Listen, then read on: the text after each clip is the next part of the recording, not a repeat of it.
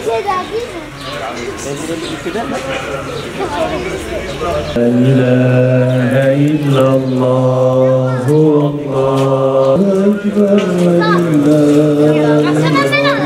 Allahu ekber, velillahil hamd.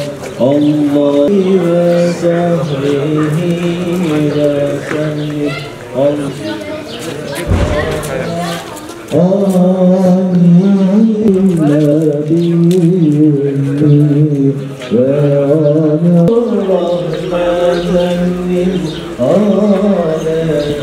Bismillahirrahmanirrahim.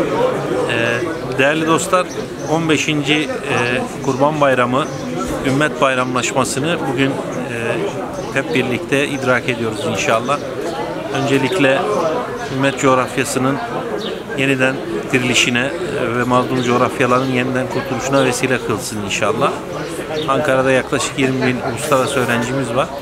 Onların bir büyük çoğunluğu memleketlerine gidemiyorlar ve Ramazan ve Kurban bayramlarında Ankara'da geçirme durumunda kalıyorlar. Bu vesileyle kendilerine ev sahipliği yapmak, aile ortamı oluşturmak maksadıyla bu Kurban Bayramı'nda da yine bir araya geldik. Hep birlikte bayramlaştık.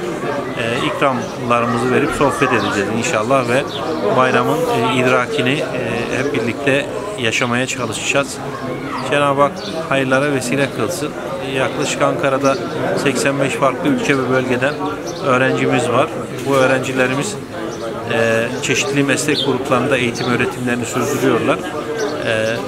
Birçoğu memleketlerinden geldikten sonra 3-4 sene memleketlerine geri dönemiyorlar. Tabii ekonomik problemlerden dolayı büyük bir çoğunluğu. Bu vesileyle bayramlarda burada geçiriyorlar. Biz de onlara her bayram ev sahipliği yapıp aile ortamı oluşturmaya çalışıyoruz.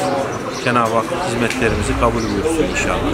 Ve ala Resulina Muhammedin ve ala alihi ve ashabihi ecma'in.